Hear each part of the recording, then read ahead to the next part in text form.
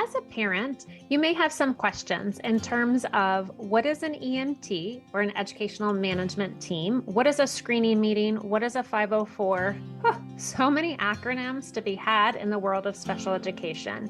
It is my hope that my guest, Jennifer Engel Fisher, will help guide parents and professionals even of what this terminology means and how to have better outcomes at the IEP table and to work collaboratively. Welcome to the Special Education Strategist podcast, where we strategize all things special ed. If you are a new parent to special education or thinking that your child may need special education, tune in to get some tips. If you are a professional and uncertain how some of this process works, you're in the right place.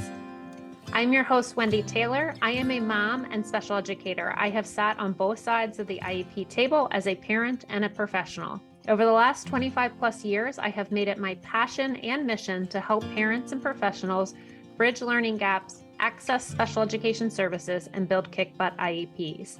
If you want more tips, show us some love on social at Learning Essentials. If you are new to our podcast, give us a download, a like, and a follow. Let's get ready to strategize special education style.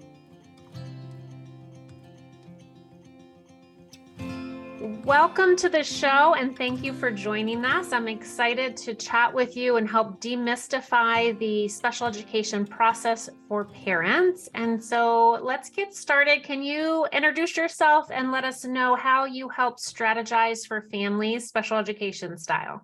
Hi, thanks for having me, Wendy. My name is Jennifer Engel Fisher. I am the Associate Director and the Director of the Learning Disabilities Division of Weinfeld Education Group.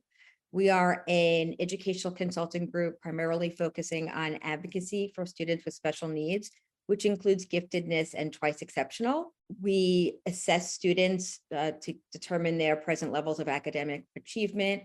We support families through both the Section 504 and IEP processes. We do classroom observations, attend IEP meetings and Section 504 meetings. And the core of Weinfeld Education Group is really working collaboratively. One of the other pieces that we're really proud about is that we offer sliding scale fees, so we don't turn any family away because of money. I love that. I think I love that you guys offer that sliding scale fee for families so that they can really have the needs met for their individual kiddo. So let's jump in here. Can you help break down for our families and professionals that are listening the difference between, I'm going to say 504 and IEP, but before we get to that, I also want to throw in there an EMT. Sometimes they're called a screening meeting or a determination of needs assessment. They have a lot of terms. So I would love to kind of talk about the difference of what those three things are: a screening meeting, a 504, and an IEP, to set our stage for what we're going to chat about today. That's a great question. So an EMT meeting, which can also be called SST meetings in other states, pupil personnel meetings, et cetera. In Maryland, it's called the Educational Management Team. And what it is a group of professionals and staff that work at the school to discuss the student. It is not part of a legally mandated process in any state. It is not part of the Individuals with Disability Education Act, or IDEA, which is the special education law. And it's not part of the Section 504 plan. So it's really a very informal meeting. Sometimes parents ask for a Section 504 or an IEP meeting, and they get deferred to what's called the EMT meeting. And just so parents know, that is not part of a legally mandated process, and they still have the rights to request the other meetings, which we'll get into in a few minutes. So the EMT meeting is, again, like I said, informal. Team collects notes. Typically, the parents share concerns, and the school comes up with an action plan. And that action plan could involve going down the IEP route, which is under IDEA. It could go down the route of looking for eligibility for a Section 504 plan, or it could be just implementing an informal plan, such as a reading intervention in a school, a behavior management plan, whatever the concern is, the parent that they brought to the school. So that's what an EMT meeting is. Now, regards to a screening meeting, and in Maryland, it's called the Child Find meeting. That is the first step of the IEP process, the Individualized Education Plan process. And that is a legally mandated process with a given timeline. And that child find meeting, that screening meeting, is when the parents share their concerns. Everything is documented. There are legal notes. They're called prior written notice. And the parent shares their concerns, and the school determines whether or not they suspect an educational disability, which is different from a medical disability, which we can get into a little bit later. At that time, the team, which 100% involves the parents, you as the parents are members of the IEP team, determine whether or not they suspect an educational disability.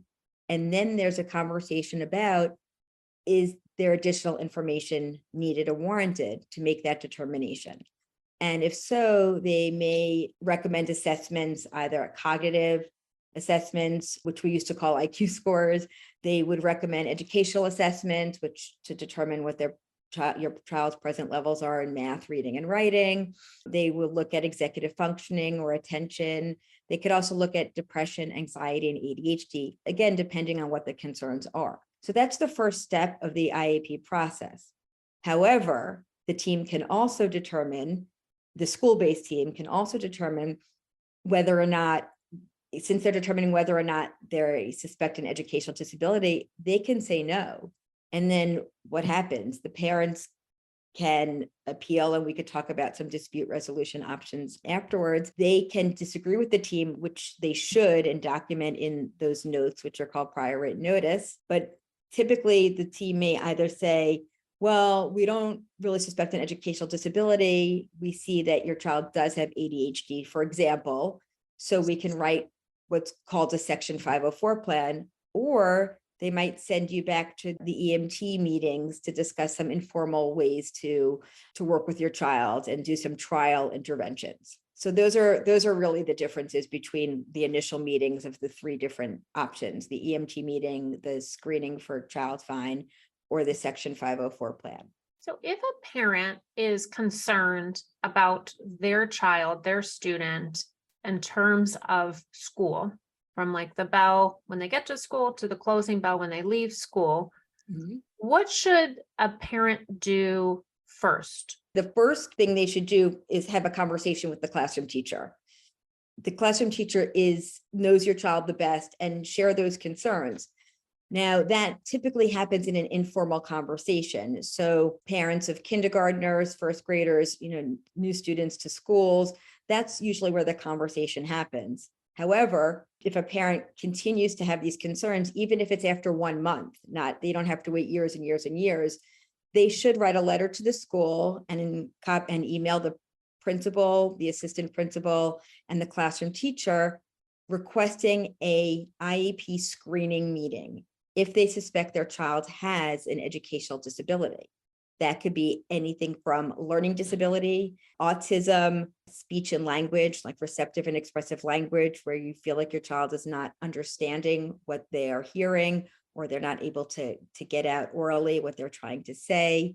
If they're concerned about your child, if they're concerned about their child's writing, is their spelling inappropriate or poor? Is their handwriting not developmentally appropriate? Are they having a hard time remembering math facts? I mean, even those basic skills are concerns when they get to a certain grade. And so they write a letter and they say, requesting an IEP screening meeting. Now, it's very important in that letter that language is used. We are requesting an IEP screening meeting, because that is a general term, that we suspect our child has an educational disability and they're not able to access the general education curriculum. That starts the IEP process, and the school is required to hold a screening meeting to go through those questions that that I just discussed about, are there concerns, and if they suspect a disability, should they test? So that is really right what you should do right away. It's not great. It's not a good idea to wait years and years and years of continuing to express your concerns to the school. You want early intervention, and you want it swiftly. And the IEP process is a way to do that. Let's talk about, we talk about an IEP screening, and then you talk about an education management team, which is also called different things in different areas. What would be best to ask for? It sounds like if a parent has concerns, to specifically state, I'd like an IEP screening meeting so that you can discuss what that means for specialized instruction versus an educational management team. Can we kind of talk a little bit about that difference deeper so that people can understand the difference of the two? What it would be the purpose of an educational management team meeting? What is the school-based purpose of that? Just so parents can really, and professionals listening can really understand the difference of, yes, we know that the IEP screening meeting is going to kick off some legal stuff that we're going to chat about here, but what would the purpose be of that educational management team for a child? Okay. The educational management team meeting, the EMT meeting that we were talked about earlier, is really a school-based team, and parents are involved in that process. They get invited to the meeting. There are no required members, but it typically consists of the classroom teacher, a guidance counselor, or a special educator, and they listen to the parents' concerns. And what that could mean for a child is that the parents share their concerns. The school will share information such as, reading levels and math levels and how they've done on standardized tests. Some of those may include, in all around the country, they use something called MAP testing for reading and math to determine reading levels. And that's just one example. There's iReady, there's other diagnostic materials they use. And then the school will come up with an informal plan. So they might put your child in a reading intervention class. They may have the school counselor meet with your child if there are some social, emotional, or behavioral concerns. But the goal of all of this is to make your child available to learn, that they can access the curriculum. So some students, for example, may have a difficult time with mathematics and may require additional support. That team could decide and determine that, yes, we're going to implement or give this child some more small group instruction or work with the paraeducator in the classroom. That's just one example. If the child has some behavioral concerns, such as work avoidance, for example, if writing is hard for the student, sometimes we see students go to the bathroom a lot or ask for a drink of water or go to their locker because they're trying to avoid work. The team may come up with a behavior plan or a way to collect and a data collection plan to determine what is causing their work avoidance, what's happening right before they're going to the bathroom, to see if there's a pattern or trend. Are they being presented with a task that involves a lot of writing? And that's the antecedent for them to want to avoid the work. And that could be a pattern in mathematics, that could be for reading. There's no set antecedent. And then create an intervention. And if the behavior piece, if that's the behavioral piece, the work avoidance, they want to determine the function, which is, the data collection, then the team would implement a behavior plan, which can, for the elementary school, could be a behavior point sheet where your child earns rewards or points or tokens, and then would have an incentive. But once they determine the function of that behavior, the team may also look at other academic interventions. So that's really what happens at an EMT meeting, and they come back to the team, or they should come back to the team every 8 weeks or at the end of every quarter to see if those interventions have worked and your child is back on track. And if not, at that point, the team may recommend going to an IEP screening meeting. Thank you for clarifying that. I know there's some confusion in terms of, it almost seems like a choose your own adventure option in terms of like, what are we supposed to do? I think parents have this fear and this frustration, and it's their baby, and they're just trying to figure out what's the best route to go down. And so, let's go back to that parent request for an IEP screening. Are there ways parents can more effectively advocate for the process that takes place, meaning that they write a letter requesting the IEP screening? How can a parent effectively advocate the areas of concern that they're seeing with their student, their child, but then also to ensure that they didn't miss anything? Because often when we're coming from a place of fear and love, we say, all right, my student has challenges in reading. Oh my gosh, I need to get an IEP for reading. But sometimes if we take that greater view, there's some other elements that may be impacting that student with accessing their education. So from a parent standpoint, they're writing this letter requesting a screening. Is there anything that you have seen work well to ensure that that parent is addressing kind of global concerns? Oh, absolutely. That is a fabulous question.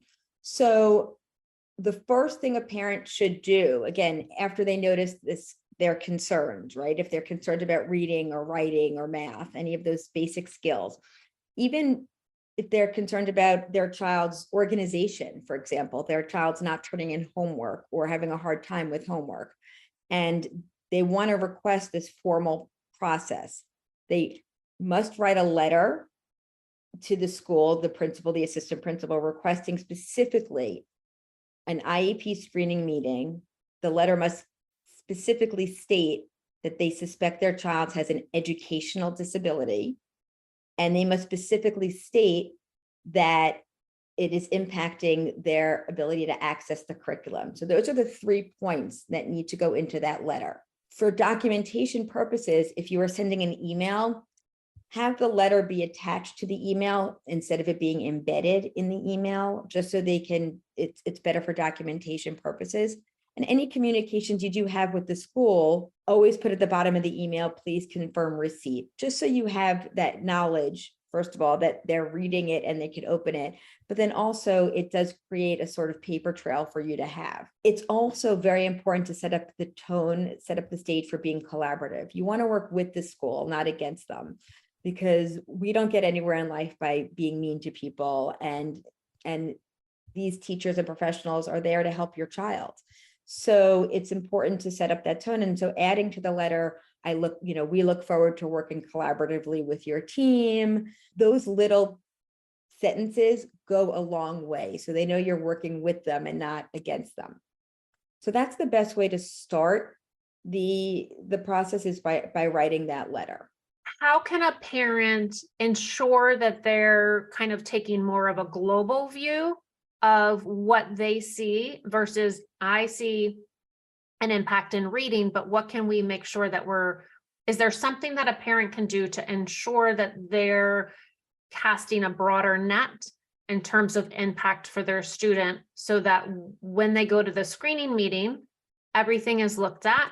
And then if it moves forward to assessments, that they're ensuring that the student is assessed in all needed areas? Yes. So that is really a great question. And actually, what's important when I talked about setting the stage, that's a really good way to look at it, is that it's really important for parents to, first of all, know that it's possible that, like I shared before, that the difficulties in reading, writing, and math may not be due to the inability to learn how to read, write, and do calculation. There could be emotional reasons, attention reasons, that they're not able to access the curriculum. So, for example, a child who's experienced some trauma, such as the death of a parent, they're moving into a new school system and the curriculum may look different. The teaching styles are different. Those can all be contributing factors to why they're seeing a decrease in performance in the academic areas. There could be some social pieces going on, especially as the kids get up in age, that your child may be being bullied, or there could be some social scenarios of peer pressure, and all of that emotion. And especially with the pandemic, all of the mental health issues that have arisen during the pandemic for these students are really impacting their ability to access the curriculum. So when you go to a meeting, it is super important to be prepared for that meeting and to make sure that you're able to express everything going on in your child's life, but also know what questions to ask the team, especially in those social emotional areas. So I always have parents prepare a statement prior to going into any school meeting that lists out in bullet form, because bullets are much more effective than writing a summary, especially when you're talking to a team, because it's extremely intimidating walking into a meeting by yourself or even with one other person with 10, 12 staff members, and you're walking in, you're sitting down, and they say to you, tell us what's going on. What are your concerns? And I see this all the time, and I understand this also as a parent. you kind of don't know what to say. So being prepared is very, very important. So I always tell parents to write a parental input statement, and you don't have to give it to the school before the meeting. You use it as your talking points, and you can give it to the school in writing after the meeting in case you want to tweak it. So what I have parents do is separate a list with the parental input is, what are your child's strengths? What are they great at? What are the gifts that you see in your child, which may not be the same gifts that the school sees?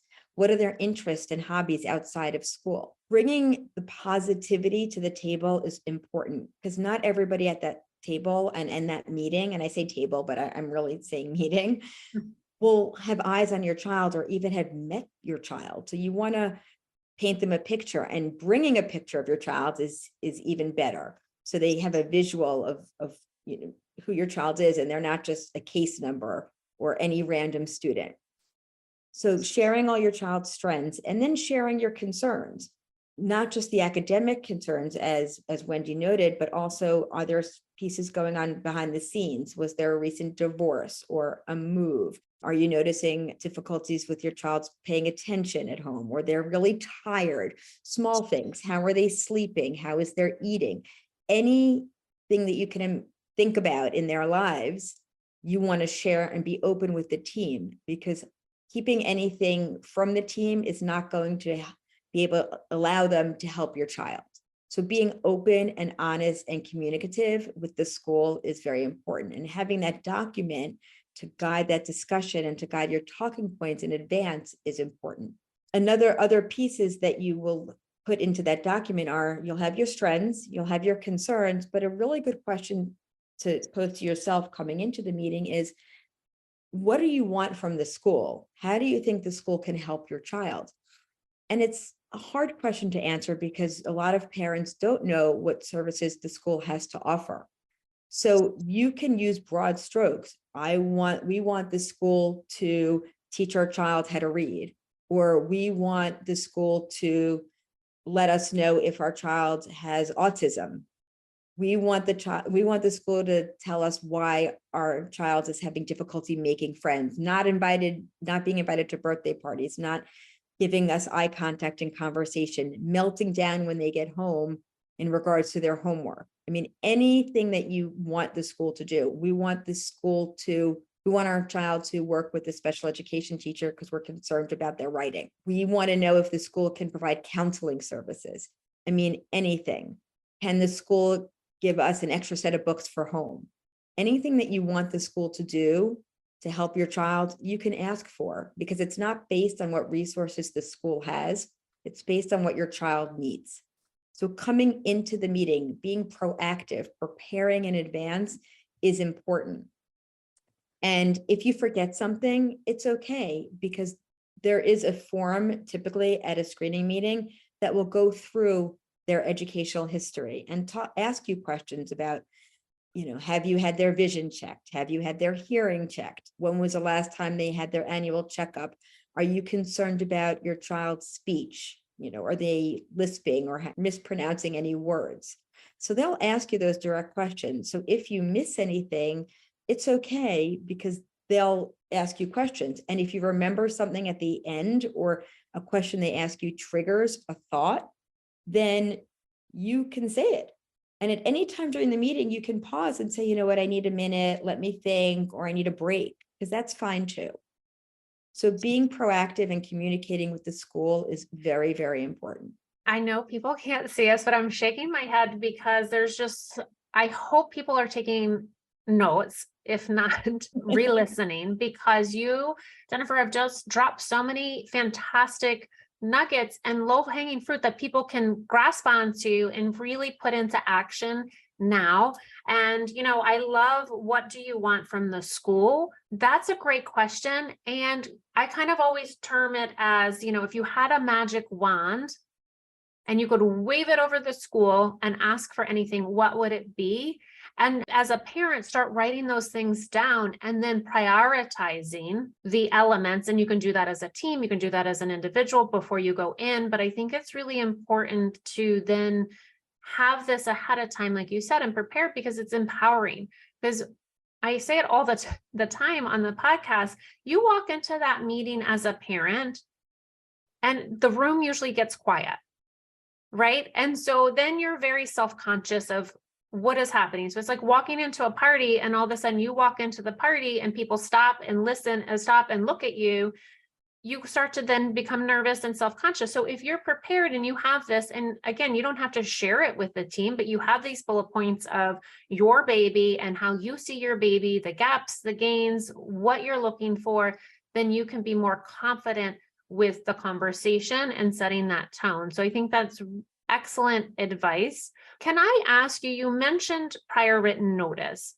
When would a parent expect to receive a prior written notice? So we really have just gotten to the IEP screening meeting. We went through that screening meeting. Would a parent expect to receive a prior written notice after that initial screening meeting? Can I add one thing to the part about what parents can bring to the meeting?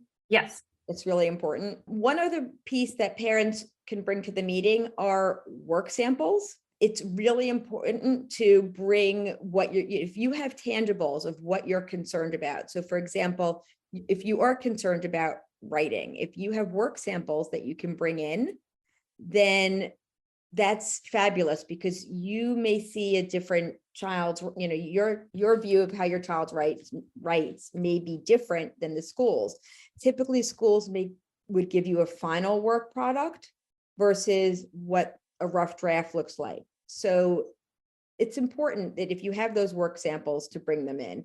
Also, if you have any other data at home about, when you hear them reading, I have parents bring videos of their child to the school at meetings, because if the school is saying their child can do something, and then the parents working at home if you're working at home with your child and they're not doing it, then 100% you can bring in a short video or send it in advance to the meeting. So it's not just about what you're saying, it's also about what you can bring. And I just wanted to add that because it's important. Absolutely. That is incredibly important. Bring video work samples. And you can also mark if a child was medicated when they did a sample, non-medicated, and kind of add in some elements there for parents, because I think the more you bring to show an educational impact, the better the outcomes will be. Right. And being prepared for the meeting and being proactive. So if there was an outside evaluation, if you had decided to test your child for any type of education, any type of disability before the meeting, send it to the school in advance so they have time to review it. You don't want to hand it to them at the meeting, because they won't be able to review it at the meeting and they won't have a chance to really read what you're presenting. And it's important to give that in advance as well. You bring up a good point, Jennifer. Parents will often ask, should I pursue assessments and testing provided through the school system, or should I seek outside assessments? What is your take on that? So it depends on where they are in the process, right? So if they have concerns and it's the first time they're going to the school and the school decides to test and the school says, you know what, yes, we agree. We think that there's an educational disability. We think that we want to recommend assessments to determine if there's, a disability. Then they'll offer testing, and the pros, it's free, right? It's free. The school has to test.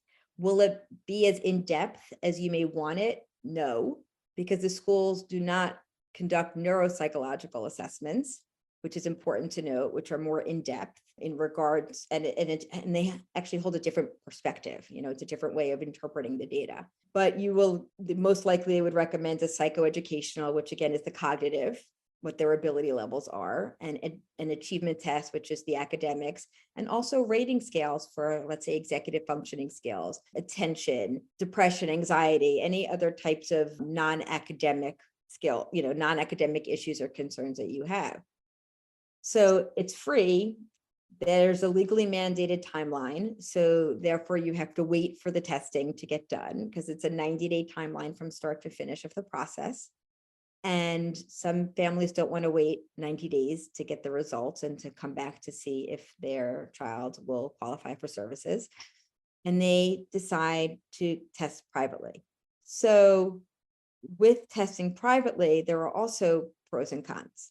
The pro of it is that you can ask for more in-depth assessments. So for example, if the school feels that they have enough information with the psychoeducational, that might be the end of the formal assessments. Whereas if you're working with a neuropsychologist or a private psychologist, that they might want to dive deeper into different areas. That's not to say the school system wouldn't do that, but it's really dependent on the school psychologist to make that determination, right? So that's the first pro of a private assessment.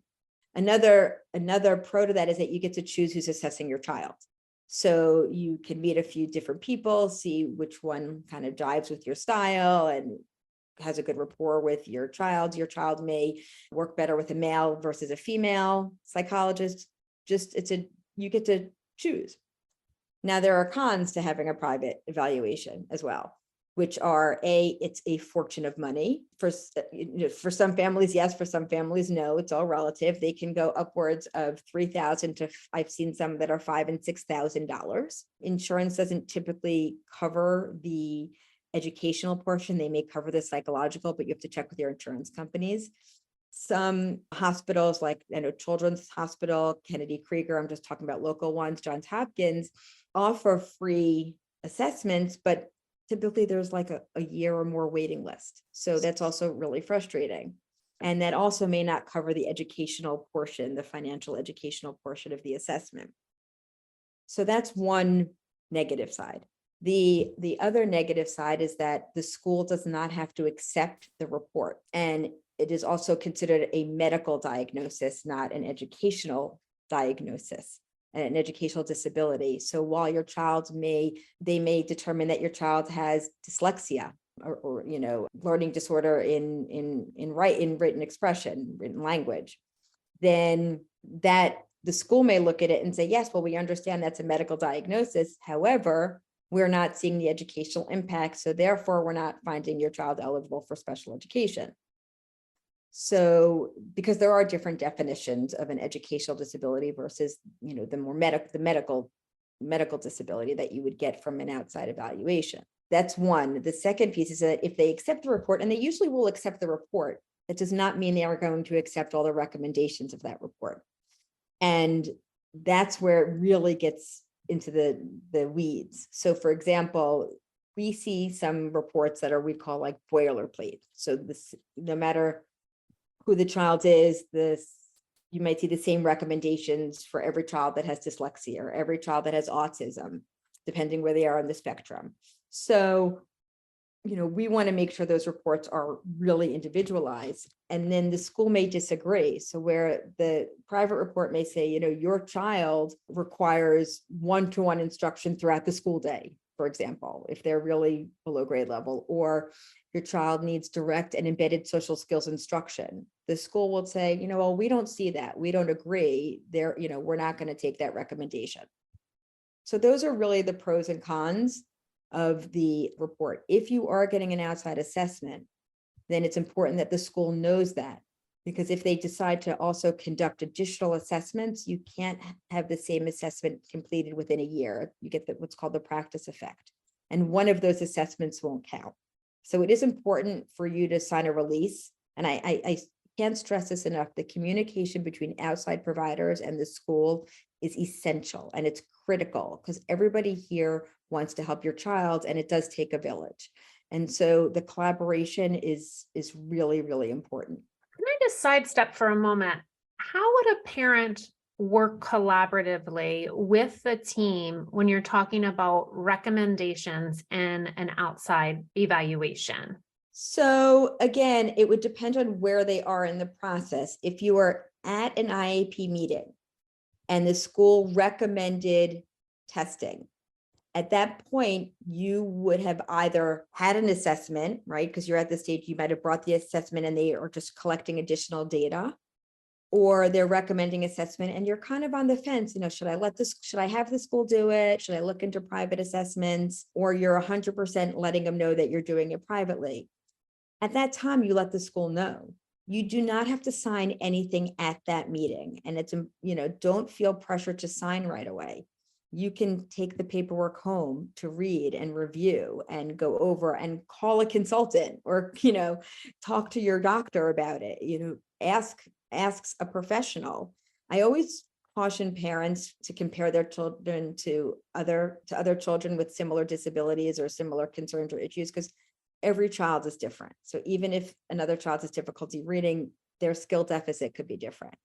So it's important to ask questions and not feel like you have to answer the team right away, because you can get back to them. And do your research, find somebody who you would like to test your child if you don't feel comfortable with the school. Hopefully you will feel comfortable with the school, and you have to have a level of trust of where you're sending your child to school. And I always tell parents to walk into that situation with with some positivity and with the expectation of collaboration. And so when we were in person, and now that we're going back in person, I know this sounds silly, but I always, I say to parents, and again, it's based on financial need, or I might bring it, a set of munchkins from the donut shop, bring a box of coffee, or even, a little bit of candy, just something to kind of, I don't say lighten the moment, but show that it's going to be collaborative and that you're working together. I mean, a little bit goes a long way, and teachers are always hungry, because I was a classroom teacher and we were always hungry. For sure. On sweets, right? So yeah, so that's a way to build the collaboration and getting what's called an ROI, or release of information. So if you do work with an outside provider, whether it's a mental health professional, a therapist, whether your child gets private speech language, whether your child is going to see a private occupational therapist, physical therapist, anyone outside of the school, it's great and ideal to have that communication. You don't want to hold information back from the school. And I think, and I'm saying this also as a parent and a consultant, sometimes it's a natural feeling to not want to share every little detail that's going on, right? You don't want to share about any discourse in the home or any other trauma that you're having, that your child can be kind of getting that vibe off of you. So it's normal to feel that way, but and it's hard to share some of that information with the team. But if there could be any educational benefit to sharing it, then you should. That would be my recommendation. Yes. So let's talk about prior written notice for a moment. Okay. Let's go to kind of the IEP screening meeting, kind of back to where we started. Would a parent expect to receive a prior written notice as a result of their screening meeting?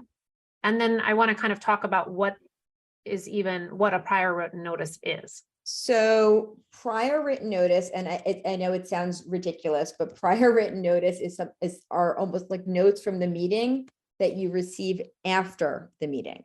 So even though it says prior, it's really what's covered during the meeting. And it's probably the most important document you'll receive after the meeting.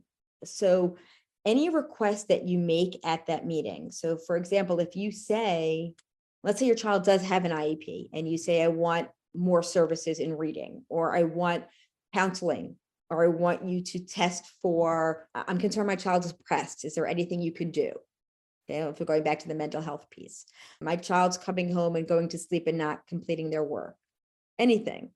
And you are making a request, or you want to make sure that request goes into this document called prior written notice, and the initials, the acronym is PWN.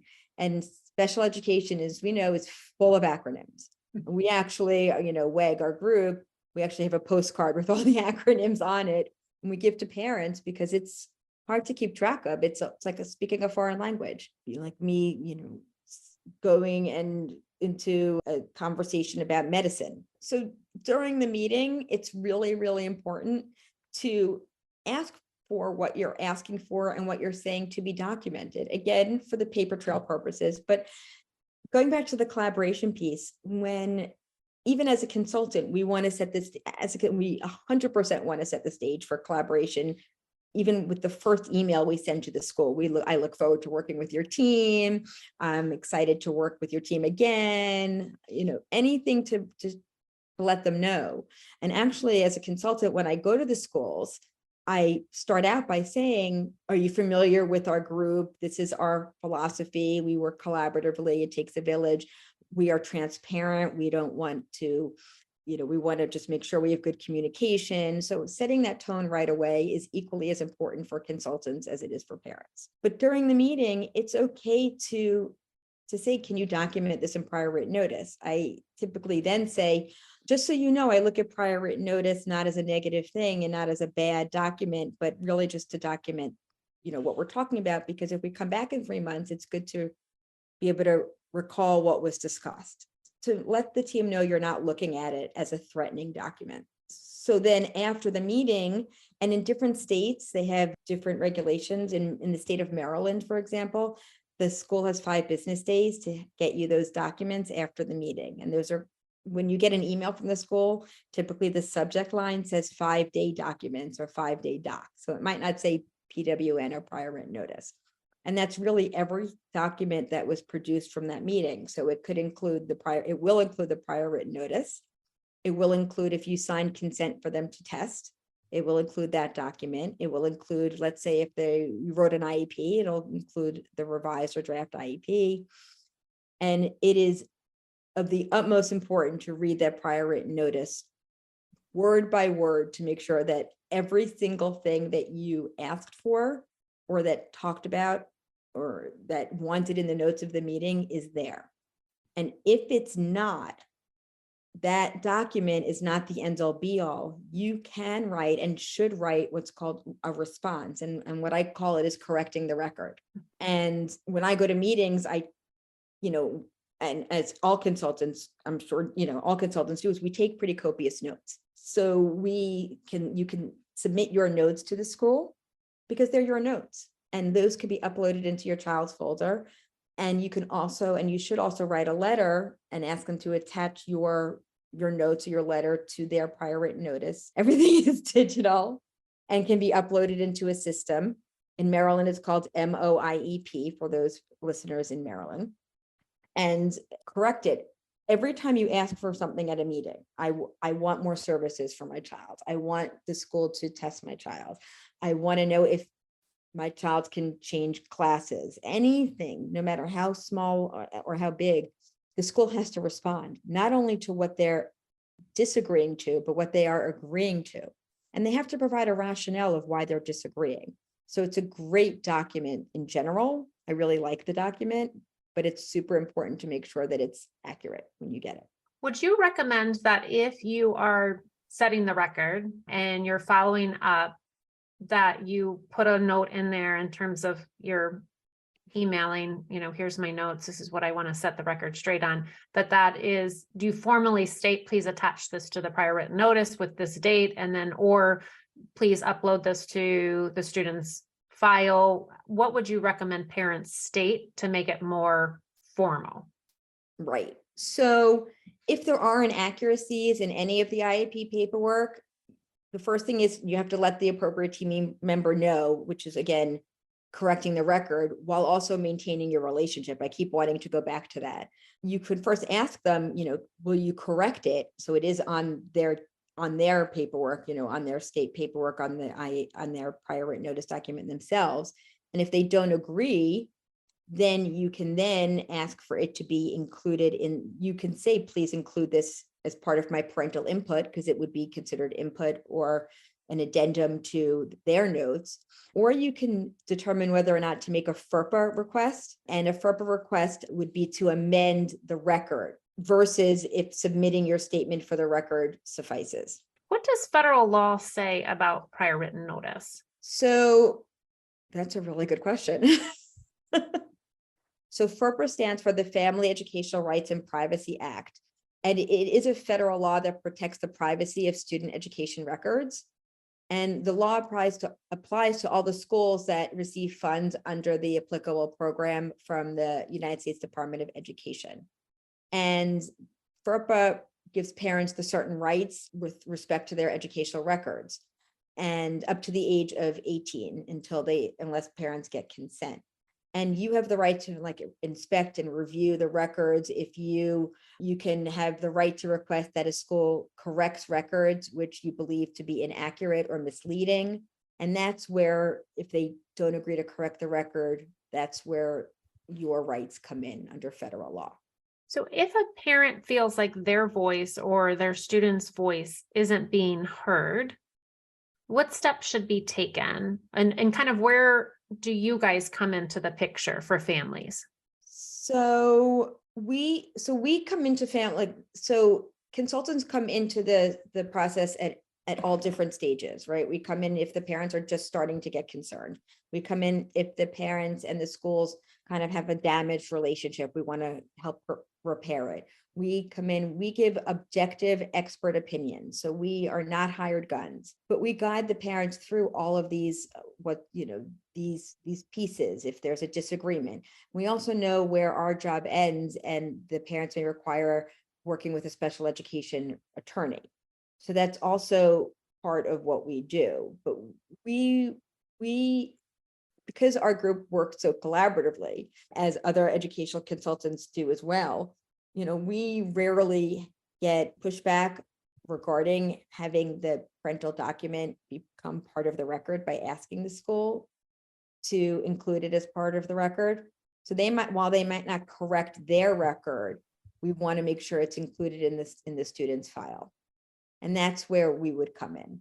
It's kind of sad to say that sometimes the parents' voices are not heard until an outside professional gets involved. It makes me feel sad that parents will ask and ask and ask. And because the law is complex and the materials that parents are told to read, their rights as parents is not as easy to read as we would like. And honestly, it's not as easy to read as we would like because a lot of it is complex language in general that's difficult to put into layman's terms, no matter how hard you try. And not knowing that, they don't know what to ask for or how to navigate some of these pieces. And that's really where we come in. I would encourage families to, there's this, when parents start the IEP process, they get a procedural rights booklet. And it summarizes the law, it tells them what they're entitled to, but it's dense and it's small. However, if you go onto your state's website, or even if you go to Google and you Google rights, your state regulations, there are easier documents to read that will give you the same content. Like our group put something out as well. And in Maryland, MSDE has some more, kind of easier to read resources than just that really dense booklet that parents are given before the meeting. Wow, I think we just scratched the surface. I think this probably leads more questions, but I think it's a great kickoff to what parents and professionals can kind of expect when starting this journey. As we wind our conversation down, I have just a couple of fast questions to ask. Do you have a favorite productivity tool or resource tool that you suggest for parents, or something that you're loving in a professional manner these days? In regards to what area, for example? Like, just in terms of helping parents, special education, anything. I mean, rights law is fine, but doesn't dive in. I mean, I go to organizations based on the disability, like the International Dyslexia Association or the Autism Society. I mean, I go to the source, and I go to evidence-based articles, like peer-reviewed articles. So as we're winding down, what should I have asked you that I didn't know enough to ask? What's in an IEP?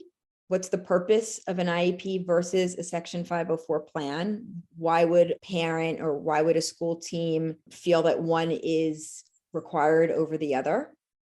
I think that would be an important question, because we talked about these initial meetings, but not what the outcomes of the meetings are. Yeah, so let's ask about that real quick, and we'll weave that in terms of, we kind of went down just the IEP screening, but what would be the benefit of an IEP versus a 504? So there are there are differences between an IEP and a Section 504 plan. And the IEP, in order to be found eligible for an IEP, the education must be what's called adversely affected by an educational disability. And there are 13 categories of educational disabilities. With a Section 504 plan, the eligibility is a student must have a disability that, and I'm quoting, substantially limits one or more of a major life activity. And that could be learning, attention, concentrating. The IEP is a legally mandated process with a timeline and has required components, required IEP team members, which include parents, whereas a Section 504 plan has no federal timeline or plan, no mandated members, except those qualified to interpret the assessments, and believe it or not, no mandated parent involvement.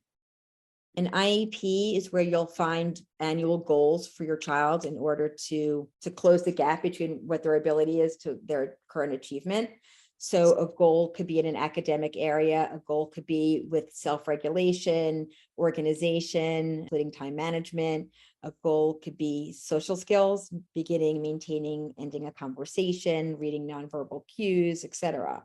An IEP also would include accommodations, extended time, preferential seating, using speech to text. An IEP has a whole transition section. It talks about extended school year, and you have to review it at least once a year. It's an annual review at minimum.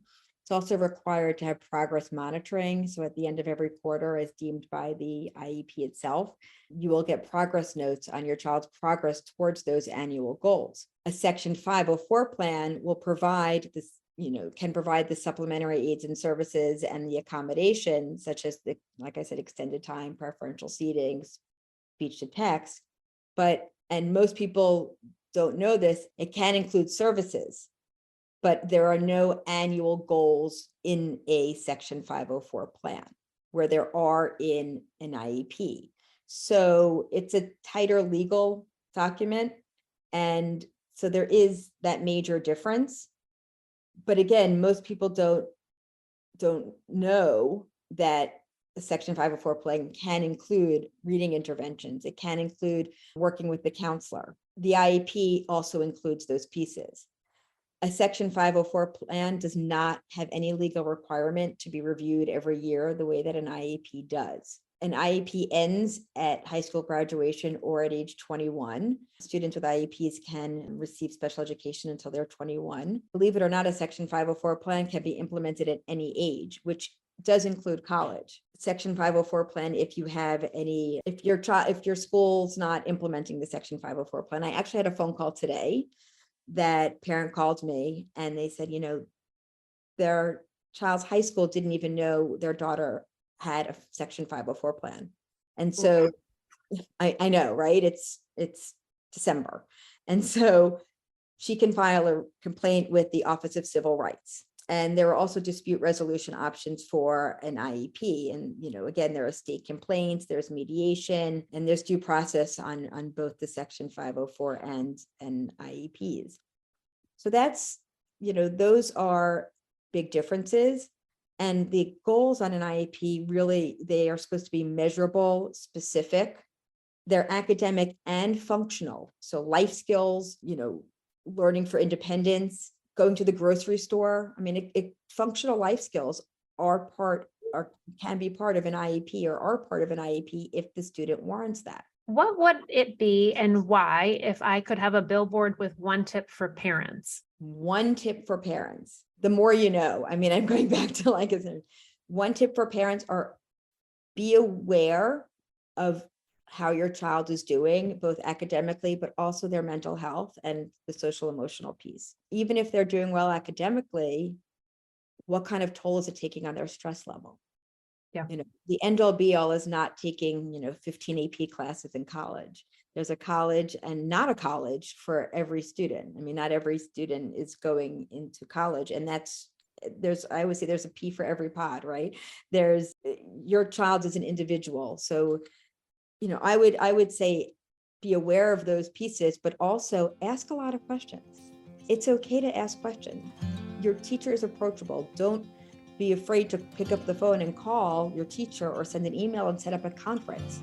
A big tip I have is the written communication, is that if you do have a conversation with the school, if they call you after you first say, oh my God, is my child okay?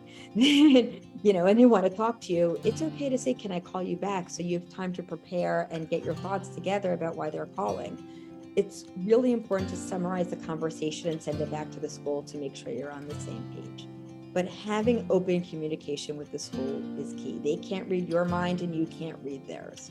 Excellent. Excellent. Well, I appreciate your time and just all of the goodness. Like I said, I think we really, truly just only scratched the surface, but at least opening the door and starting the process for parents to be more empowered on their journey through special education. So thank you very much for joining us. Thank you again for listening. A lot of information, a lot of takeaways. My 3 special ed strategy takeaways from this podcast include: bring tangibles to a meeting, even as a parent, whether that's a writing sample, a quick video snapshot of what your child is doing at home. It gives data and strength to what you're saying. Make sure that if you're uncertain with something or you're not agreeing with what is being said, have the team put it in the prior written notice to keep that documentation. And let's not forget to ask the question, what do you want from the school? And being specific with that. We want the school to help with XYZ and prioritize that to help set the stage for learning and set the stage for support. Thank you again for strategizing with us and spending your precious time listening. If you've loved what you've heard, give us a like and a follow at Learning Essentials. Looking for free tips? Head over to learningessentials.edu and you can download free tips to prepare for an IEP meeting plus bonus questions to ask. I'm your host, Wendy Taylor. If you need more special education support, visit Learning Essentials, where we provide an individualized and systematic approach to supporting students with various learning needs and differences through academic coaching, educational therapy, and Brain Camp, our executive function support model. If you are a parent, I've got you covered through IEP coaching. I hope this conversation today will help make it a good day.